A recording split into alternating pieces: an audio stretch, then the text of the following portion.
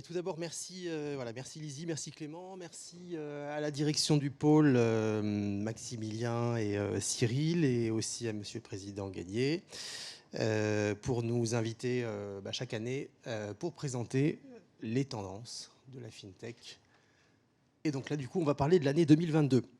Alors, beaucoup de questions ont été posées cette année vers une baisse des valorisations, un crash de la FinTech, fin d'une parenthèse enchantée avec les investisseurs. Donc on va tenter de, non pas d'y répondre de façon complète dans les 15 prochaines minutes qu'on a, mais de vous donner quelques éléments d'appréciation avec les chiffres que je vais dans un premier temps vous présenter et les principaux enseignements qu'on en tire, sur lesquels tu vas revenir, Emmanuel, juste après. Donc on assiste plutôt, c'est ce qu'on constate, un changement progressif de paradigme qui est rapidement intervenu cette année, déclenché par un contexte économique compliqué. Et un peu comme notre économie qui se trouve en phase de transition, la FinTech, elle aussi, traverse une année de transition.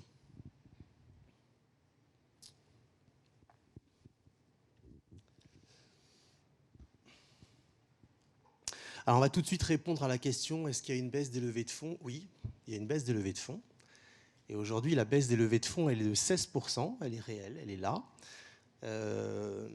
Mais on se console à ce stade de l'année avec deux éléments. Le premier, en fait, c'est qu'on passe de 2,8 milliards l'année dernière de fonds levés à 2,3 milliards cette année, donc qui fait une baisse de 16%. Mais qu'on est quand même sur des multiples du triple par rapport à 2020, donc tout juste il y a 2 ans. Et il y a 2 ans, alors qu'on était entre 700 et 800 millions d'euros de fonds levés par an, si on nous avait dit vous allez tripler et passer la barre des 2 milliards et vous y installer, on l'aurait tous pris comme une bonne nouvelle. Et un deuxième point qui est important, c'est que cette année, on a vu 138 opérations, donc 138 deals qui ont été réalisés en 2022 contre 101 l'année dernière. Donc qu'est-ce que ça signifie? Ça signifie que les fonds sont toujours très intéressés par les modèles audacieux des fintech, puisqu'ils ont plus investi en termes de nombre d'opérations. Simplement, et on va le voir, il y a une revue en cours de la stratégie d'investissement. Et donc, ça se traduit par le ticket moyen, effectivement, puisque c'est une histoire de numérateur et de dénominateur.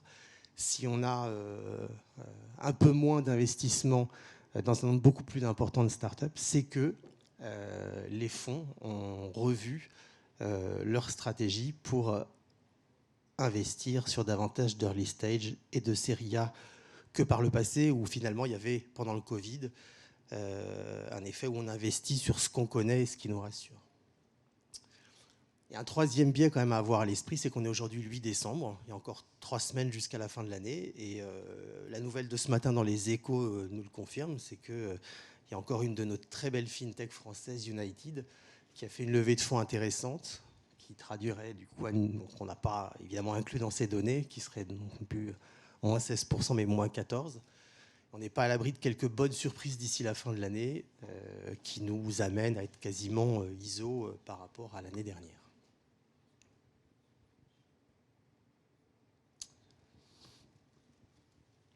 Alors, en quelques chiffres, quelques indicateurs, voilà pour nous le tableau de bord de la FinTech en France de cette année. Donc, dans notre radar à l'Observatoire de la FinTech, il y a 450 FinTech. Alors, notre radar, il flash au niveau des levées de fonds. Donc, 450 FinTech qui ont déjà procédé à une levée de fonds dans 9 métiers. Donc, elles opèrent sur 9 ou plus des 200, 250 lignes de service de la banque et de l'assurance. Donc, on retrouve le paiement, le financement, les banques digitales, l'investissement, l'assurance, la RegTech, la blockchain et les cryptos, le middle et back-office financier, également le service aux acteurs financiers. Et un point qui est important cette année, c'est que jusqu'à présent, c'était le paiement qui était en tête, parce que effectivement, c'est le secteur qui a connu les premiers assouplissements financiers avec la DSP1 dans les années 2000. Et depuis 2 ans, l'assurance accélère avec des acteurs de plus en plus affirmés qui développent des offres et qui lèvent des fonds importants. Et donc cette année, en 2022, les courbes se croisent et l'assurance est en train de dépasser le paiement, puisque sur les 8 milliards de fonds levés à date par la FinTech en France, L'assurance passe légèrement devant le paiement cette année à 1,7 milliard. Ils sont tous les deux à 1,7 milliard, mais l'assurance légèrement devant. Alors tout à l'heure, je vous ai parlé de 450 fintech. En fait, le vrai chiffre aujourd'hui, c'est 400. Puisque, comme il y a beaucoup de questions qui se posent autour de la continuité d'exploitation, cette année, on a mis un radar en place des cessations d'activité.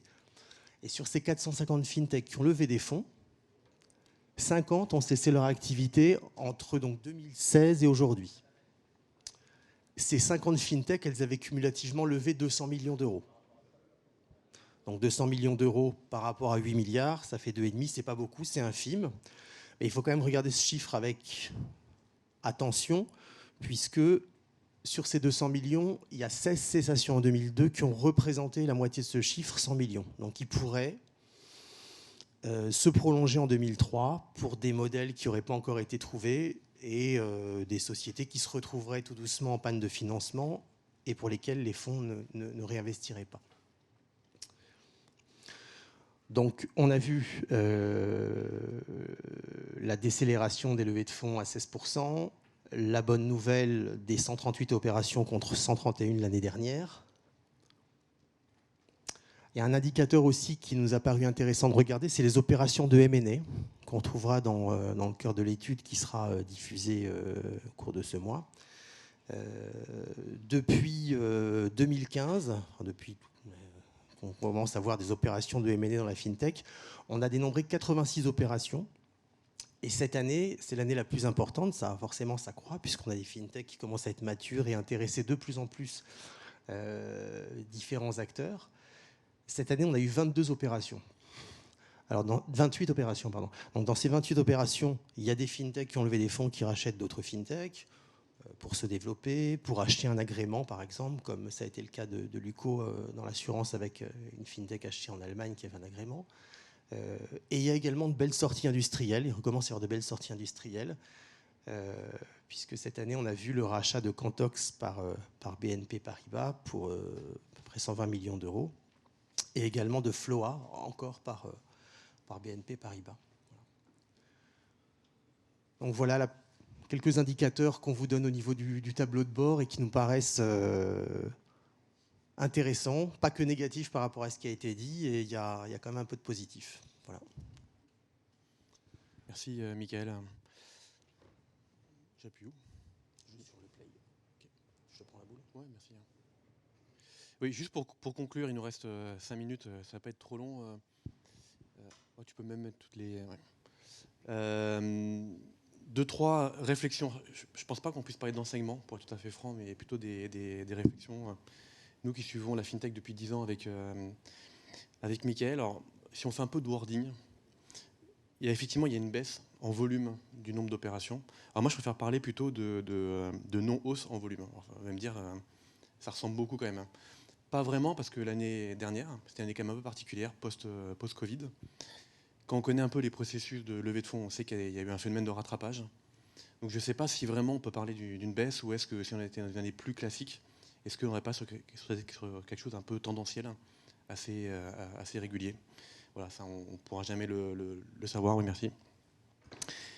Et puis quand même le deuxième enseignement, c'est le nombre de levées de fonds qui a été fait, qui bat encore tous les records, et je pense qu'on peut clairement dire que la FinTech aujourd'hui, contrairement à ce qu'on a entendu pendant 6 mois, la FinTech aujourd'hui, les modèles économiques des FinTech qui sont en création, qui existent aujourd'hui en fait recueillent globalement la confiance des investisseurs et continuent à motiver les entrepreneurs. Voilà, c'est un secteur qui pour moi n'est pas encore en retournement, mais peut-être sans doute, les années suivantes nous montreront, peut-être en voie de stabilisation. Voilà, on a eu une forte hausse, on est peut-être sur un plateau, on verra ce que nous dira l'avenir, mais en tout cas on n'est pas sur un recul. Et juste pour terminer, en fait je trouve quand même que c'est un secteur, pour un secteur de la tech qui a une résilience incroyable. On a vécu le Covid, et Dieu sait qu'il y a des boîtes qui ont eu du mal pendant le Covid, y compris dans le monde de la tech. On a survécu à une guerre, une guerre russo-ukrainienne, on a beau dire, mais ça a eu des impacts très concrets sur le business. Et ce secteur, en fait, finalement, s'en sort à peu près bien. Donc on a vu, il y a à peu près 10% des fintechs qui ont cessé leur activité l'année dernière. Donc c'est beaucoup dans un monde économique classique, mais dans le monde de la start-up, c'est un taux qui est relativement bas. Et ce que je voulais dire, c'est que quand on lance une startup, quand on lance une fintech, quelquefois, on a un coup de chance, on arrive à être rentable au bout de 2-3 ans. Ça arrive. Mais c'est clairement pas du tout le modèle classique qu'on voit depuis 15 ans. Le modèle classique, c'est que lorsqu'on lance une startup, on est rentable au bout de 7, 8, 9, voire 10 ans. Alors, il y a un grand cas que tout le monde connaît, c'est Amazon, où bon, il a fallu 15 ans pour être rentable, mais aujourd'hui, c'est un des acteurs leaders de son secteur dans beaucoup de pays. Et moi, j'invite tout le monde à se mettre dans la place, dans la tête du patron d'Amazon et des investisseurs d'Amazon, en se disant, on est en 2022, bientôt 2023, où est-ce qu'on en est exactement, quoi.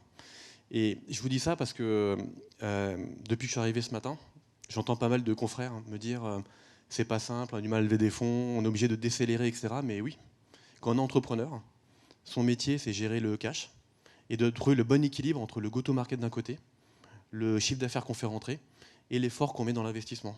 Ce qu'on vit là, c'est juste quelque chose d'absolument normal. Et être capable de passer des crises, c'est absolument normal. Et au contraire, c'est une preuve de solidité. Donc je pense que si malheureusement, et on verra l'année prochaine s'il y a beaucoup de faillites, etc., mais j'engage tout le monde, qu'ce soit les entrepreneurs, à bien réfléchir à quel moment ils comptent être rentables, à bien gérer ce moment particulier, parce que les cycles ils vont se retourner. L'argent, il va revenir. Et la question, c'est comment on gère ce couple développement du chiffre d'affaires et investissement et de l'ajuster. Et je le dis pour les entrepreneurs, ici présents dans la salle, mais je le dis aussi pour les investisseurs, parce que c'est le moment quelque part où il faut continuer à suivre les entrepreneurs et être dans la collaboration investisseurs-entrepreneurs en donnant les bons conseils et en ne précipitant pas des décisions qui feront peut-être mourir l'Amazon de demain, qui est peut-être la future pépite française. Voilà. Alors, c'est un peu sur ça que je voulais terminer. Voilà. Ne confondons pas, je dirais, la tempête et des petites vagues dans un verre d'eau. Voilà. On a résisté à 2 crises, voire limite 3 si on compte 2011, parce que la FinTech a démarré en 2011. Et à chacun de bien comprendre comment la dynamique d'investissement doit ajuster ou pas la dynamique de développement de chacune des FinTech.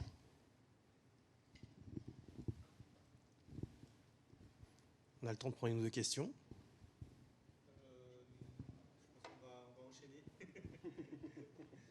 Merci.